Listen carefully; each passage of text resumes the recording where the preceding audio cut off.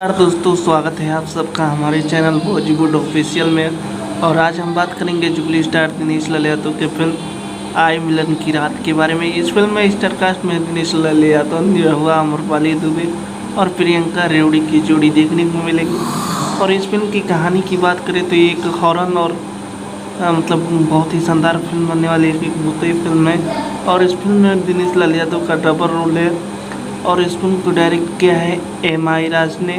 और इस फिल्म का ट्रेलर दिवाली और छठ के शुभ अवसर पे दोनों में से कभी भी आ सकता है। इसका खुलासा मतलब दिनेश लाल यादव के प्यारो उदय भगत जी ने किया है कि आई मिलन की रात का ट्रेलर और पोस्टर बहुत जल्द आप लोगों के बीच रिलीज किया जाएगा।